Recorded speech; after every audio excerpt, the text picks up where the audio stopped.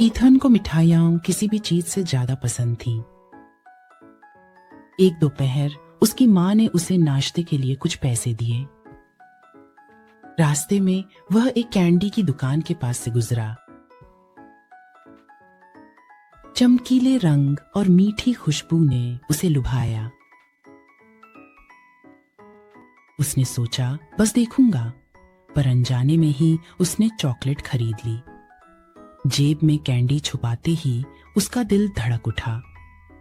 वह उत्साहित भी था और उसे अपराध बोध भी था। शुरुआत में चॉकलेट का स्वाद बिल्कुल आनंदमय था। ईथन ने हर एक टुकड़े का स्वाद लिया। उसे लगा जैसे वह अजेय है। लेकिन कुछ दिनों बाद उसके एक दांत में तेज दर्द उठा। उसने उसे नजरअंदाज करने की कोशिश की, उम्मीद की कि दर्द अपने आप चला जाएगा।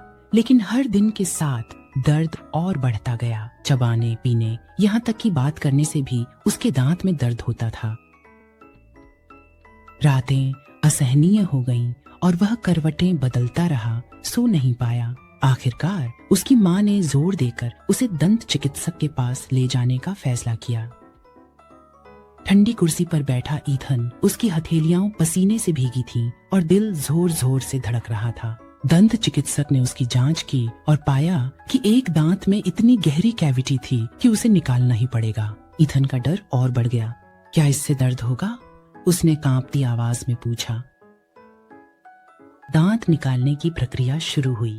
खींचन और चुभन बहुत तीव्र थी। ईथन ने मुट्ठियां भींची, शरीर तन गया और गालों पर आंसू बहने लगे। यह अंतहीन लग रहा था। उसने चाहा कि काश टॉफी को छुआ न होता।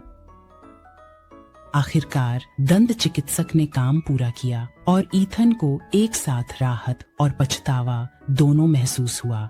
घर लौटते समय वह अब अपना राज छुपा नहीं सका। माँ, मुझे आपसे कुछ कहना है, उसने फुसफुसाते हुए टूटी आवाज में कहा। मैंने बिना पूछे टॉफी खरीदी थी और इसी वजह से मेरे दांत में दर्द हो रहा है। उसकी माँ ने उसे अपने पास कसकर पकड़ लिया। सच बताने के लिए धन्यवाद, उन्होंने नरम स्वर में कहा। गलतियां स्वीकार करने के लिए साहस चाहिए। अगली बार हम साथ में स्नैक्स चुनेंगे। उस दिन ईथन ने 2 बातें सीखी। मिठाइयाँ लुभावनी हो सकती हैं, लेकिन उनकी एक कीमत होती है और ईमानदार रहना गलतियां छुपाने से ज्यादा जरूरी है। उस दिन के बाद से वह मिठाइयाँ सीमित मात्रा में खाता, अपने दांत ध्यान से साफ करता और कभी भी अपनी माँ से कोई राज नहीं छुपाता था।